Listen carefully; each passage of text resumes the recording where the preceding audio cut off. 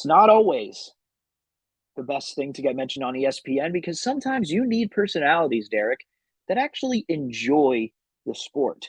Personalities that have moved past what whatever they've watched and can appreciate the present. And I'm speaking of Chris Mad Dog Russo. Have you seen this? Yes, I have. All I right. know. Well, we are gonna watch this again, Derek. We are gonna do this for the listeners. All right, play it. Here we go. So this is Chris Russo on First Take. He just received a year contract extension, so he's going to be on ESPN for another year. But this may have been the worst thing that I've heard. Can I throw cold water on this, please? Stevie, can I throw a little cold water on this? Stevie. I mean, I don't really want you to, but you can. Go ahead. Right, listen. Go ahead. I'll follow up. Go ahead. Ohtani's great. Did a great job. Phenomenal. Hits. Phenomenal. Comes on. So let's leave him. Can I leave him alone and put him on the side for a second? We're going to make this out to be an epic at bat. Really? What is Gibson and Eckersley then in the World Series in Game 1 when Gibson hobbled around the bases and hit the home run against Eckersley, Dodgers A's in '88, one of the great home runs in history of baseball. World Series. Number one, hate how he does that. Nobody is trashing on the Eckersley Gibson at bat. Everyone's just appreciating what's going on. Let's carry on, Russo. Absolutely. But hold on now. Did you see the headlines today? Epic at bat. Incredible moment. What? But why? Because they're teammates? Yes. I mean, and Trout does nothing but strike out. Trout struck out twice in the game. He strikes out. You know, everybody talks to me about Trout and DiMaggio. I mean, Trout strikes out 175 times a year. 175 times a year. He hasn't struck out 175 times since 2014. That was the only time he's ever struck out more than that. Continue, Chris Mad Dog.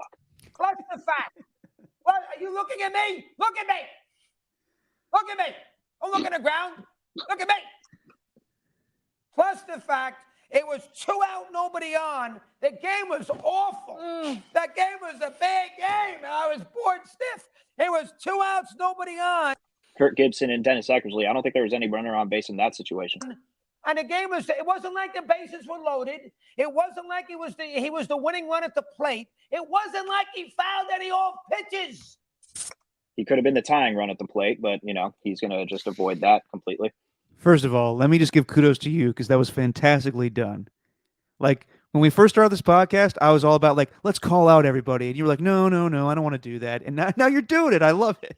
Well, this one bothered me, okay? Because the thing that really gets me, too, is I can get past, like, some of these things that Stephen A. says and even some of the things that Skip Bayless says because I don't think they believe what they're saying. I think Mad Dog truly believes what he's saying when he says that. And I just can't get behind that. And then I saw the Mike Trout 175 times per game. Like, what? Yeah. What are you talking about? What? Derek, can I just pull up the Baseball Reference page, please? Sure. For Mike Trout, just one time. Pull it up, sir. All he does is strike out. All he does is strike out. 283, 333, 281, 291, 312, 306, 315, 299, 287, 323, 326, 220. All he does is strike out. Never struck out more than 175 times once. As a matter of fact, he never struck out more than 160 times once. And then when you look at his numbers, he was also leading the league in walks those years too. So, God, what? It is such a disrespect to the game when this World Baseball Classic was monumental for the sport. And he just tries to crap all over it. It really got to me. He sounded like me sometimes. When I come on here and I'm like, okay, it was good, but let's not act like it was the biggest thing of all time. And I think we do that as a society a lot. I think that we always just live in the moment and or I should say, just whatever. We're so reactionary and I focus a lot of my attention to how people react to things. And sometimes I just need to forget that and just, enjoy what happened. But Chris Russo is, for whatever reason, focusing on the Twitter reaction or the, newspaper reaction or whatever the New York reaction was today. It doesn't matter. I knew in that moment last night without looking at a single tweet or anything on ESPN that was huge because of the circumstances. And no one's comparing it to Kirk Gibson. No one's comparing it to that. It's different in its own way. I don't think we've ever, it's just not something we see where two teammates and arguably the two biggest faces of baseball, the two best players face off in like that. It was just cool to see. It was amazing. I don't think there's any pop. Like Chris Russo has a show on MLB Network, and I wonder sometimes why he's associated with baseball so much. But he sounded like an idiot. You mentioned it right there at the very top. He says, what made it so special? Because the teammates. What? Because the teammates. Yeah, because they're teammates, and they're two of the best in baseball. That's why. And it's so rare to see a guy like Shohei Ohtani pitch 100 miles an hour with a slider that's as devastating as any pitch in baseball.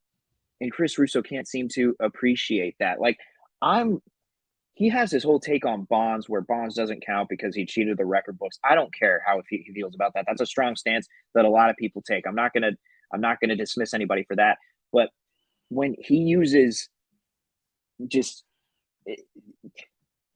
fiction to try and back up his point, all Mike Trout does is strike out. But no, he doesn't.